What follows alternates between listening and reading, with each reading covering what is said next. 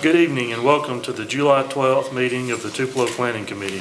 Please take a moment to silence your cell phones. At this time, please rise for the invocation given by Gus Hildenbrand and the Pledge of Allegiance by Betty Thompson.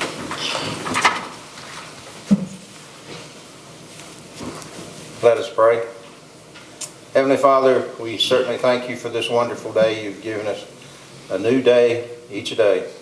We thank you for all the blessings you give us, and we hope that you will be with us tonight and that you will guide us in the decisions we make, that they will be pleasing to you. For we ask all this in thy name. Amen. Amen. Attention, salute, pledge. I pledge allegiance to the flag of the United States of America and to the republic for which it stands, one nation, under God, indivisible, with liberty and justice for all. Thank you. You may be seated. The Tupelo Planning Committee is a volunteer group appointed by the mayor and approved by the city council. We receive no compensation for this as we do it as a community service. We spend a lot of time on our own funds studying and researching the applications and visiting the sites that are on our agenda each month. We ask that you remember that we do not take our positions on any application lightly. Our decisions are based on facts as they are presented and with regard to the regulations set forth in the city code. At this time, I'd like to ask the staff and committee members to introduce themselves, starting with the staff on my right. Pat Faulkner, city planner. Russ Wilson, zoning administrator. Oh, I'm sorry. Lindsay Leak. Jimmy Swan. Scott Davis. Patty Thompson. Leslie Mart. Gus Hildenbrand. Has everyone had a chance to review the minutes of the last meeting? I have a couple of quick comments. Second page, last paragraph. After the second sentence, Mr. Fisher answered that it would, at least for the time being, this is in regard to the billboard, he noted that there is a current lease in place. I just thought that that was prudent. And then on the third page, second paragraph, if we could add, Ms. Mart asked if C-Spire would place their new equipment aligned with the drive access. This would allow C-Spire to possibly sell extra dogleg portion located on the southwest corner at the back of the lot adjacent to the property owner to the south. So is there a motion to approve as corrected? So moved. Second. Okay. All in favor, raise your right hand. Aye. And that is unanimous. Okay, Pat, what was the report on the items from the last meeting? The city council's approved those minutes without any changes. Okay. We have some old business first. MSP 18-01. Request to modify the site plan for the landmark project on North Gloucester Street, which was initially reviewed and approved by Planning Committee in June and July of 2017 and revised in 2018 to change locations of hotels and allow additional height on one of the hotels. This current proposed change affects only lots 6 and 7 of the overall development to replace the retail space on these two lots with additional hotel space. Pat, can you tell us what the situation is on this? We've been in contact with the representative of that developer. They are actually planning to, or have submitted an application to rezone these two lots. And so we advised them that since that would not be on this agenda, that we would prefer to take those up altogether. So the rezoning and the revision of the use will be discussed in the August meeting. So we just need to leave this tabled for now. Right. Okay? All right. So we'll leave that item tabled.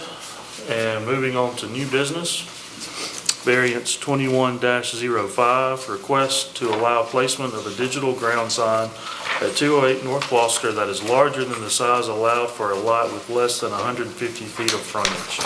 Is there someone to speak for this? I'm here. Okay. Okay, well, just come up here to the podium and state your name and address and tell us about the application.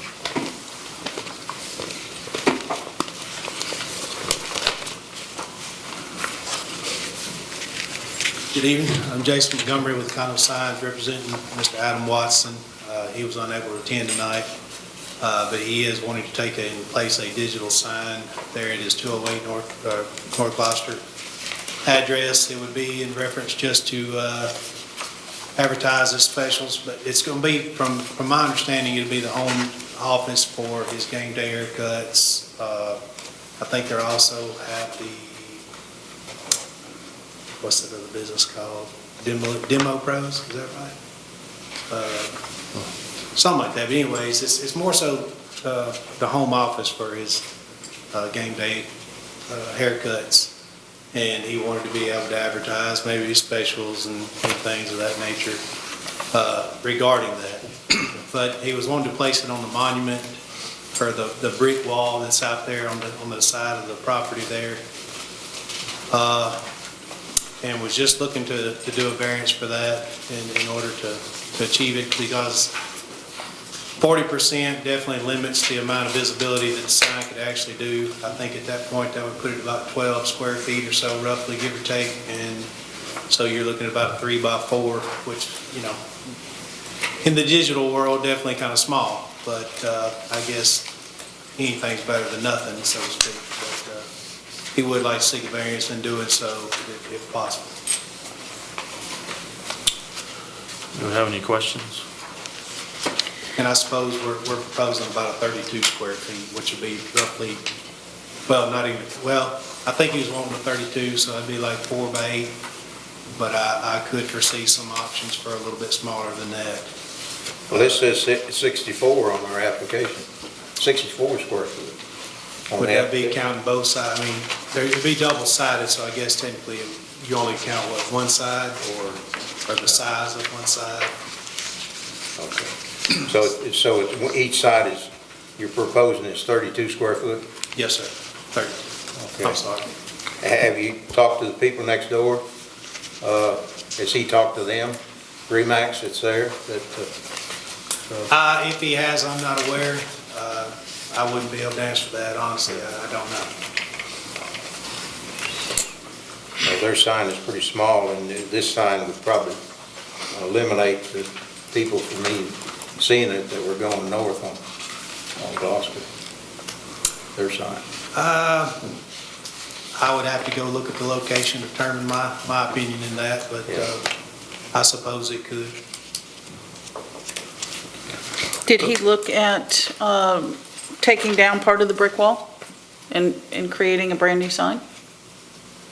No, I'm not going to say that he wouldn't be opposed to that, if that's what needed to be done. Well, that would allow him, it seems. Yeah. I'm just asking that question. Are you saying that you're considering? I'm the not brick? saying that at No, all. no, I mean, is the brick leaning towards? Not saying that at all. I just asked the question for informational purposes. So he's really kind of using this more as a billboard than for that business at that location. I suppose it could be, yes. And that, Obviously, the he brick doesn't. wall does belong to him? Yeah, according to him, it does. He told me it was on his property, yes, sir. But the building is just an office It will be just. And he's gonna a general advertise office for him. for businesses that aren't there. I suppose that's correct. There is not a business there. Mm. As far as game day, other than, like he told me, just, his home office, so to speak. Yeah. So it would be a digital, it would not be a static sign, it'd be digital. A digital message center, yes, sir, LED. Where you can put the different ads or, specials or just whatever. Make sure that I understand. So what he's proposing to put on here is not saying this is XYZ business. It is, as I heard you say, for game day or for these other businesses. So in essence, he could be selling space on this, and thus it's a billboard and not a business sign? I suppose he could. I don't think that was his intentions as far as selling ads, other than just for his own business. maybe. Yeah, so my comment wasn't so much that he's gonna use it to sell, it's that he's advertising, he's treating it as a billboard for his own businesses. Yeah. So he's not advertising like, hey, turn in here to my business. It's, hey, on the other side of town, you know, and it's just that, well, as you being a sign company. It's not a sign for his business. Yeah, and two, you know that we don't, there has to be a pretty good hardship involved for us to allow variances to the sign ordinance, because it's just people abuse it. Oh, yeah. And, you know, he's not wanting to, we're not trying to advertise for this little house right here, he's advertising for places elsewhere. Right, okay.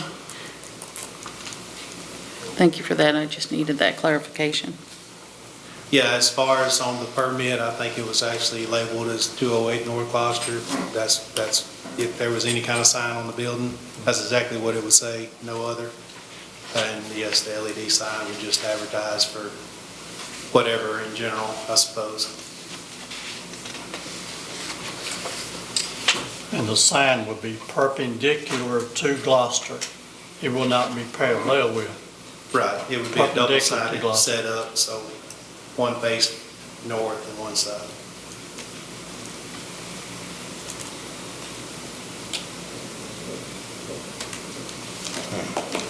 Do we have any other questions? All right, you can sit down. Okay, thank you. We're going to open the public portion of this meeting. Is there anyone here to speak for or against this application? Okay, just come to the podium and state your name and address, and One at a time. that's fine, or y'all can come together and take turns, it doesn't matter.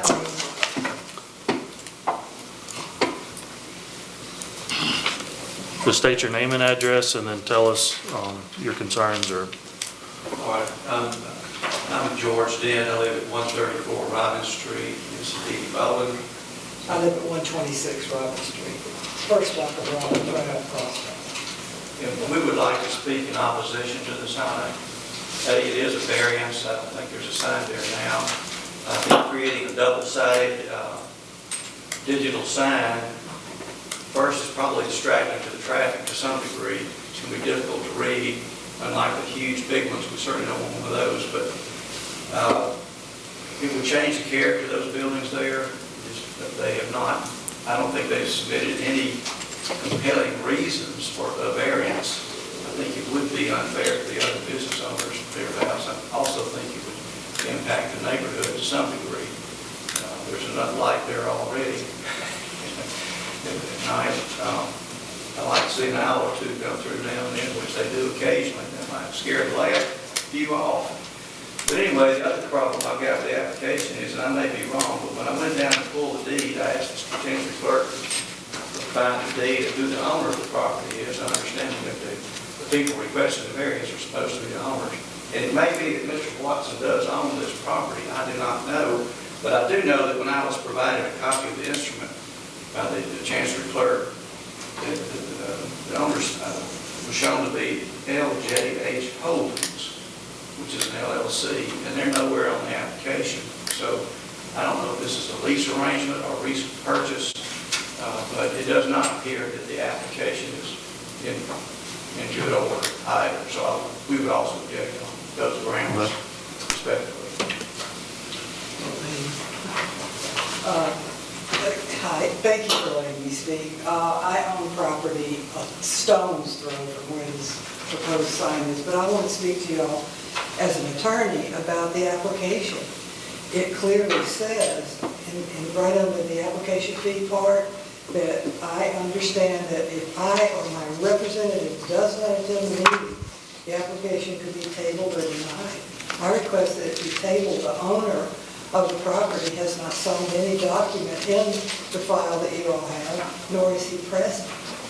It says on behalf of Adam Watson. I looked into Adam Watson. I think he is a member, perhaps, of this holding company. I do know that he owns in good standing with the Secretary of State a company called Tupelo Properties, LLC. That's one concern I have. The second concern I have is that on the application, it doesn't give me a starting point with the code, because it says I'm making an application, requirements of section blank of the code. I didn't know where to start. So I read the whole sign code, it was very confusing. I had to walk it all, we can understand it.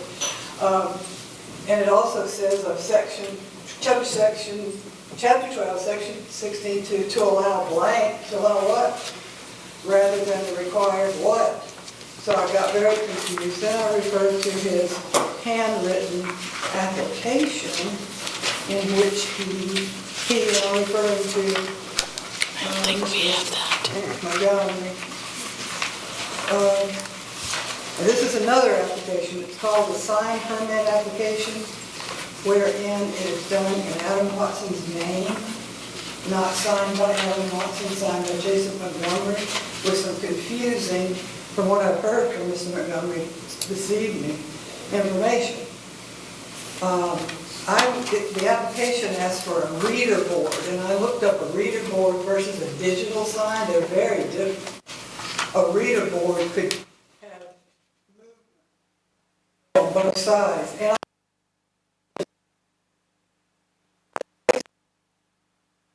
would not be what Mr. Montgomery described, and 72 inches tall. Be something like 6 times 12, maybe that would get you 64 feet. And that is way higher than what the code allows. Secondly, I think I read somewhere in your code that it cannot be within 10 feet of another sign. There's another sign there. It's the exit sign for CVS. And then finally, I know I'm talking too much, there's what do they call it, a sight triangle issue, I think. And I would like to go out and measure if there's going to be traffic situation that people cannot see because that sign's going to be so high. If it's sitting on that wall, and if that elevates, it's going to be, the wall's about, I guess, this high, and the sign's going to be 6 feet tall, right? And then however wide, it's a huge sign. We live in the historic district. This is the gateway area to our district. It's a block from Milan School, the high school that Elvis went to. I don't think we need to clutter and cause more blight than we already have on Gloucester. That's all I have to say. I hope you consider tabling this for all the reasons that I mentioned concerning the application. The owner is not here. Okay, I don't have the application in my packet, so I want to defer to Pat on the application stuff. We do allow, especially in this case with the sign company putting it up to speak on behalf, because sometimes the owner doesn't know the, details, and they just defer to the whoever is doing the work. So that's not unusual for the owner not to be here, as long as a representative, which the installer is, and so that would be okay. But as far as the other questions, I said I don't have a copy of the application, so I'll let Pat speak on the application details. And the 64 is both sides, Yeah. not just corporate. And I can speak to some of this, Pat, because I handled the application. The application originally was sent in to us, I believe, as 64 square feet. And then according to the code, along that portion of Gloucester Street, if you don't have, I think 150 linear feet of frontage, then you're only limited to 32 square feet. So therefore it was changed without changing the application because they couldn't have had that anyway. Then when you go to a digital reader board or any type of digital signage like that, the square footage allowed is 40% of what would normally be allowed. So that's where it came from 64 square feet to 32 square feet to 12.8 square feet. And all of that was done internally just through conversations with the sign representative and not making him go through the process again. So it was originally for 32 square feet of a static sign. The sign at Remax, there is an illuminated 3x10 sign, which is 30 square feet. I went out and measured that myself. and expressed the concern that in order to be close to that other sign, the exit sign at CBS, that it would have to be set back somewhat in order to even be seen. There's 3 levels on that retaining wall, and I think the desirable place was to be on the middle section, which then would not block the traffic trying to pull out of CBS. I hope that answers the question that you asked, or at least the application process, or how those numbers got. So, sir, is it 32 square feet or 64 square feet? 32 square feet would be allowed for a static sign, just a sign, and it could do that right now if it wanted to, according to our code of doing that. RE/MAX has done that. And a lot of those old houses that are along there couldn't meet the current code. So along Gloucester, because so many of them are houses that they have very few parking spaces, and you can't put a pole sign in the yard there or in the parking lot. So that's where we made an allowance of the small frontage lots being able to have at least 32 square feet of signage. So the application was for 32 square feet on a static sign, and then they asked to do a reader board sign, probably not knowing that there was a 40% markdown, so to speak, in that, and it ends up being 12.8 square feet, but the applicant decided to leave it at that and see what people thought. Russ, on the way the code is for their amount of frontage, the 12.8 square feet, would that be total square feet for both sides or per side? It's normally on the square footage for signs such as that, or dual signs, I think that it would be 12.8 square feet on each side, because a 32 square foot sign. 32 square foot sign is a dual-sided sign when they're mounted that way. It's only when they're wall mounted that we would consider just one sign. This drawing that we have in our packet that has the U.S. flag on it, what size sign is that shown in there? Is that a 64 square foot, or is that 32? That was my consideration, that it was a 64 square foot sign because it was so much taller than the RE/MAX sign that I knew was 30 square feet. So that one is 64 there, Russ? Roughly. So half of that would be 32.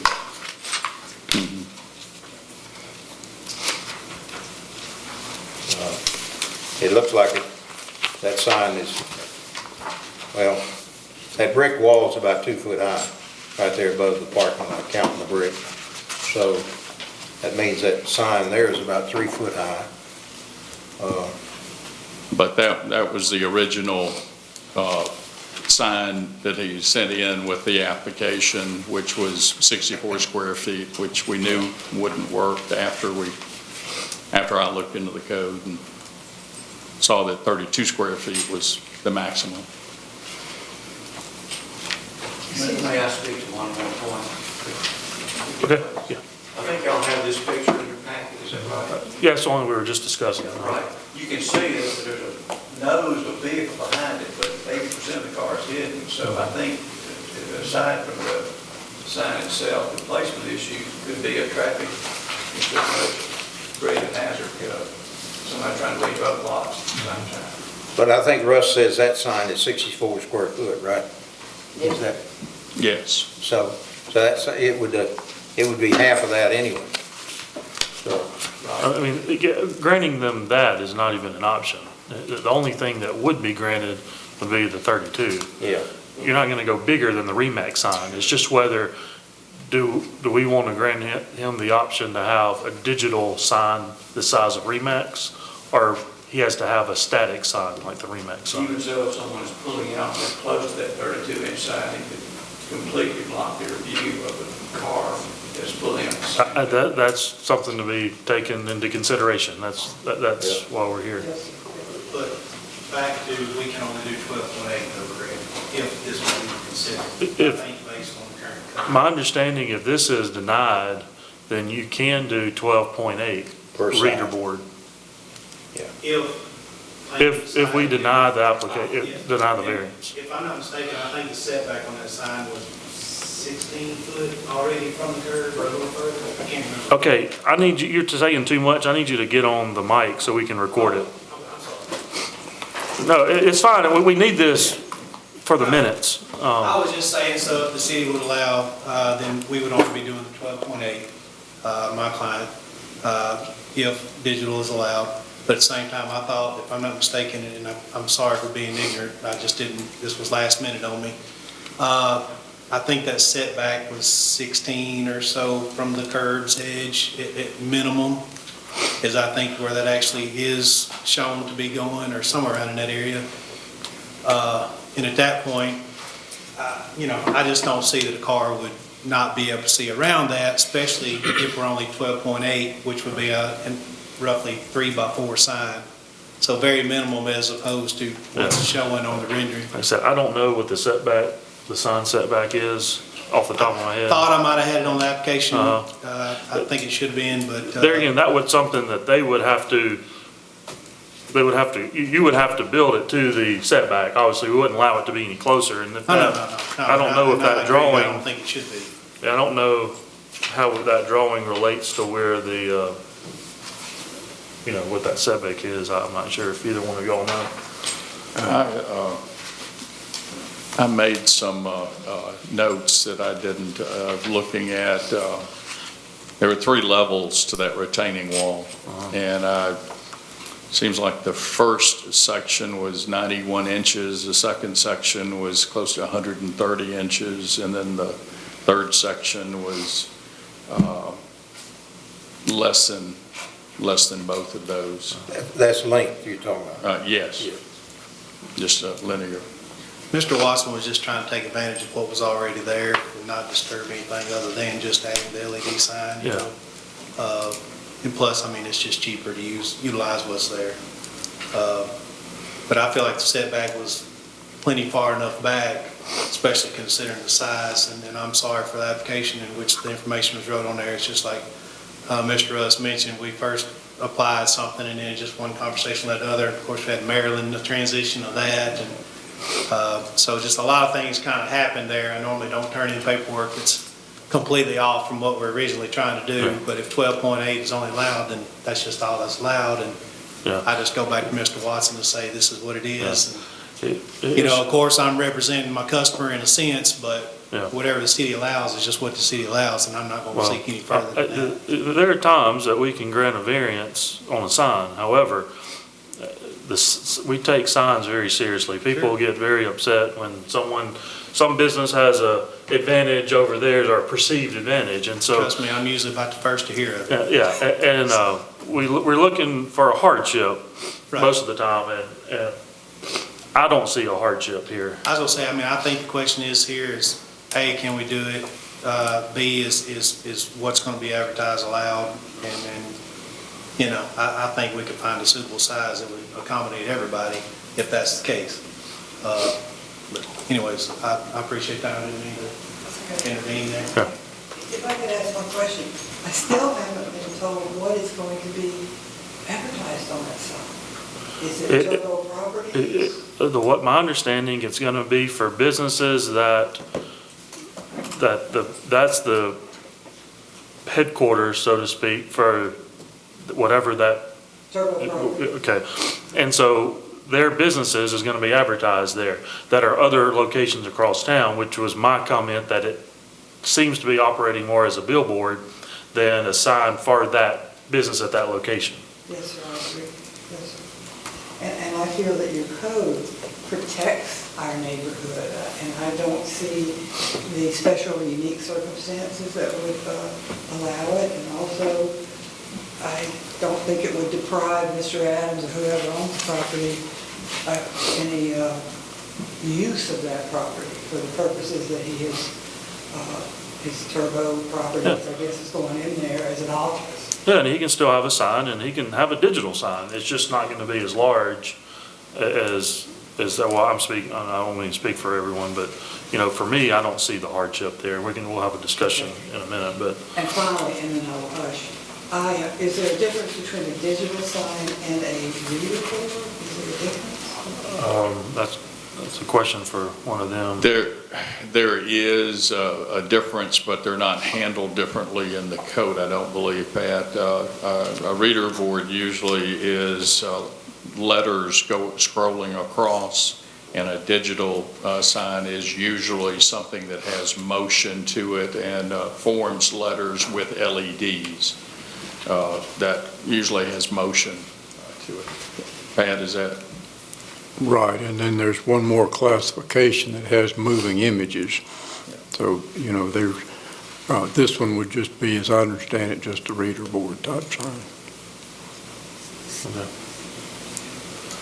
Thank you very much. Okay. Thank you. So much. Is there anyone else to speak for or against this application? All right, then we'll close the public portion of the application, and we're going to be open for committee discussion. Pat, what's the department's perspective on this? We were not in favor of it. We didn't feel like it met the criteria for a variance. Specifically, as Ms. Boland mentioned, that there's no unique circumstances that prevent the owner from a compliant sign. So he can still go ahead and put up the smaller sign without us at all, correct? Yes. And the smaller sign is 12.8 square feet total. If he wants to just to do the digital sign, yes. He could put up to 32 square feet of a normal Okay. static sign. But digital, 12.8, which means that you have 6.4 per side. No, 12.8 visible side. area. So what's the 32 square feet? 32 square feet would be a 4-by-8 sign. You could see it on one side or the other. Okay, so 32 square feet per side. Yes. Okay, so then this is half of that. I got you. Okay. And Or 32 is 40%. basically the size of the Remax sign that's next door. Okay. Does the height of the brick have anything to do with it as far as the height of the sign? No, it makes it what we classify as a monument sign, and monument signs can be up to 6 feet in height.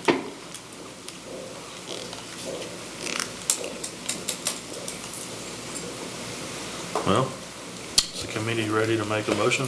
I'll make a motion that we deny the variance request. I second that. Okay. All those in favor to deny the variance, raise your right hand. Aye. And that is unanimous. Mr. Faulkner, can you advise the applicant on his options? Right, the owner could appeal this action if they want to, in which case it would be heard by the city council. We'd need to have that request to us within 3 business days.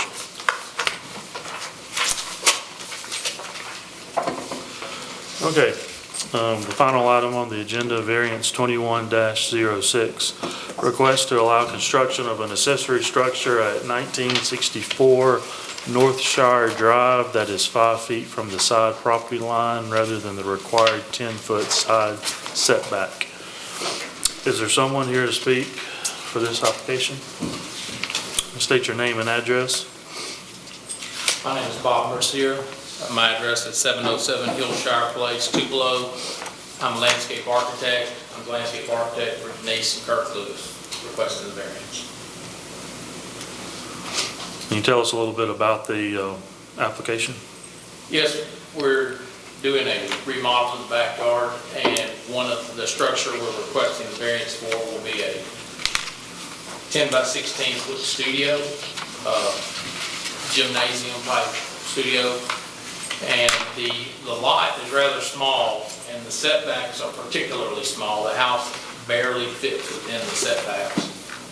And in order to get this structure where we would like it, we need to push it 5 feet closer to the property line than what it is, so it doesn't fall directly behind the house as much as it kind of already does. We're trying to create enough space in the backyard to keep the backyard for their children. Have they spoken to the neighbors that this encroaches upon and to see what they're, Yes, they have. Did you? So I'm Kirk Lewis, 1964 North Shire Drive. Right next door to us, I forget her last name, but she just moved in. It's an older lady, and we've had discussion. I actually had a discussion today with her, and she has no issue with what we're doing. She just wants to be invited over for the wine opening. Would that be Tish Horton? Excuse me? Is that Tish Horton? Yes, Tish, Miss Tish, yes. She lives right next door. Okay. Do we have any questions for the applicant? No, I'm a little confused. Yeah, I'm a little.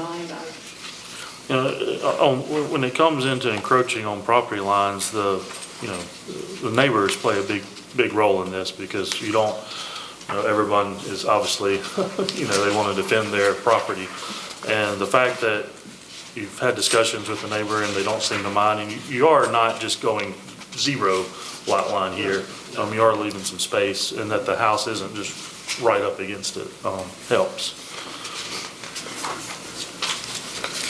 When I was looking at, when I look at this map, and Bob, you can speak to this, it looks like the property to the west, when I look at the map, it's property 1982.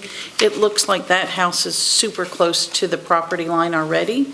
Is that the case, or is it just, weirdness in drawing the lines? So 1964 here, right? Isn't this Mount Vernon? Right? 1964, so she's not in the, this is not in the corner. This is the one right next to it, right? That's Tish's house, that's what we're talking about. Which one? 1982. 1982. And that house looks like it's already super close to the property line. Is that the case? I think so, if I know which house you're talking about. I don't have a copy of that drawing. All of those houses should be 10 feet from the property line, which is, And that is the case. There was no variance requested when that house was built or anything along that line? I don't know about 1982. That's the neighbor. It does not look like it was a variance there. It probably is 10 feet. Okay. Thank you. And this facility will be used for family, basically, not for public, Oh, no. for family recreation, This is exercise. to take my wife's Leisure. treadmill from the upstairs and put it outside. Yeah. Just to be honest with you. Very clear. Yeah, it's a family. There's no fences there between your property and 1982 and 1964? There's not a fence there? There is a fence there. That's what I'm thinking. Yes. So I also see that there's a utility easement. Yeah, we're off the utility easement. We're right up next to the utility easement line. Have you guys addressed potentially making the space between the grill area and the studio a little smaller to be able to pull the new studio in further? Yeah, that's what we were trying to avoid, with having it directly behind the house, as much as we can. To create some lawn space. You have lawn space over there next to the pool, though? Yes. Correct? Yes. And an upper terrace? Yeah, that will be a small gravel area.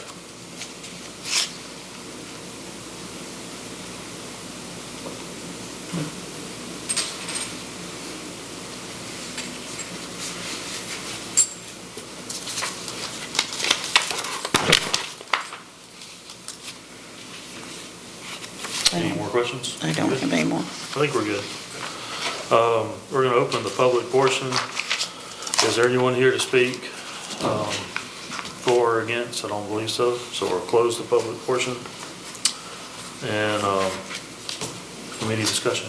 Mr. Chairman, could I mention that we did send 29 letters out, and we only got one response. There's a gentleman that called me this afternoon that said that he lived in Ohio, but said that he owns some property there. It is Bert Caldwell from 2390 Mount Vernon Drive, and said that the setback on that house was further to make the front yard longer.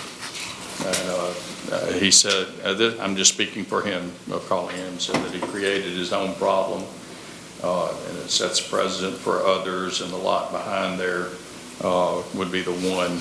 There's a large parcel of land back behind there, but that was Mr. Bert Caldwell. Okay. So Russ, which piece of property does he own?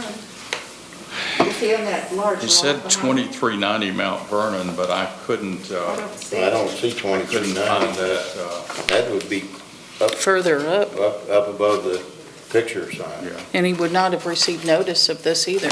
No. right. Someone called him about it. So I told him that we send letters out to everyone within 500 Yeah. feet, and we encourage them to talk to others outside of that area if they know them. That's why I asked him his address, but, Can I speak to that? Sure. If you'll look on my site plan, you'll see that house barely fits within the setbacks. The Lewises did not build that house, so there was nowhere for their house to go anyway. Yeah. They did not, I don't know if the builder even put those setbacks there. That's just the space that was available for that house. I understand. All right. I do have another question of him, because maybe I'm a little off here. The setbacks that we're looking at is not just to the west side, is that correct? It's everything to the back? What am I seeing here? There's a line on here, right beyond the corner of the house, the existing house, and it has the word setback on Yeah, it. that's it. The house is against the setbacks. That is the back setback that runs parallel to the back of the house. So we are not just looking at what's happening on the west side of the house. We are talking about everything from the house backwards, correct? Yes, Okay. we're just requesting the variance on the studio. The studio, yeah. Is the porch addition already there? There is no porch addition, So not you, at this time. so you are looking for a variance for the swimming pool, the porch addition, grill area? Well, not necessarily the grill area, but the studio. Just the studio. No, just the Porch is studio is 5 foot off the property line. Everything else, if you look at that 5 foot, then you look at the back fence, that's at least 15 feet or so. The back utility setback is 10 feet off the back fence. Yeah, so they're not, usually the rear is gonna be the same as the side, so that's gonna be 10 foot. They're not getting Okay. close to the 10 foot. It was just confusing as I'm looking I at think this that's his line setback. here. That's just you saying that's 7'5" from the house, right? That 7'5" written there is just saying that the studio is gonna be 7'5" from the house, is that what that? I don't have that on my drawing. Okay, this one is, got some writing, I don't know if it's your writing or somebody else's writing, there's a 7'5", I think that's what Leslie was talking about right there. Yeah, I believe that's right. Actually, I think that's right. Yeah. Maybe 8, 10. It doesn't matter for us, we don't Yeah. care. Okay. It's strictly the side It's that we're yeah, looking if at. you kind of Okay. look at the 5 foot there and then you bring, your finger around, you can tell that back is well more than 5 foot. Right there with you. I understand. That was just very confusing when you see that, because it gives an illusion that there's some other setback Oh, no. that's already been in place. This is think what I was that's just- talking about. Yeah, I yes. saw it. That's just Right there, that's whoever it. was drawing, whether it was him or somebody else. Okay. just the distance the studio's from the house. I was like, whoa, what's this one? Okay. All right, more discussion or ready for a vote? I make a Motion. motion, we approve the variance. I'll Motion, second it. second. All in favor of? That's unanimous, you're approved. Now, we're expected to be, for the wine tasting. Enjoy. Does this have to be approved by the city council before they can take action on that? Not technically, a variance is final with this board. We usually give them a courtesy to approve, and They really don't ever raise an issue unless there's an appeal. Unless there's some objections by one of them, you know. Okay, do we have any applications for the next meeting? We do. We have the landmark project with the rezoning request added to it, plus another rezoning of some property in East Tupelo. And then we do have a variance request on Chesterville Road and expansion of a That's right. non-conforming use. That's right. Okay, so we're looking at July the 26th for the work session and August the 2nd for the meeting. Does that sound good to everybody? Works. Everybody be here? All right. Did everyone get their packets okay?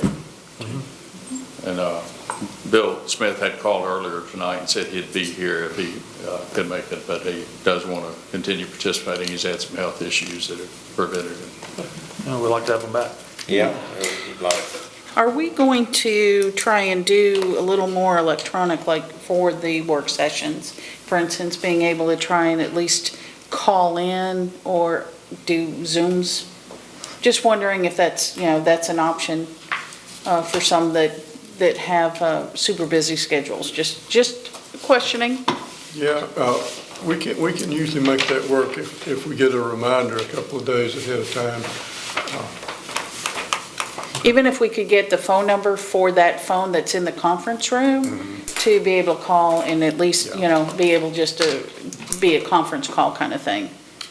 If you've got Marilyn's old number or my number, I can use that. I tried calling and nobody, and, Call me, and I can, yeah. yeah, we'll just do the conference, okay. Yeah, put it on speakerphone. Yeah, it's just, Old-fashioned way. yeah, exactly, just the All right. conference calls. Okay, so anything else? Make a Are we good? motion to adjourn. All right, well, that's it.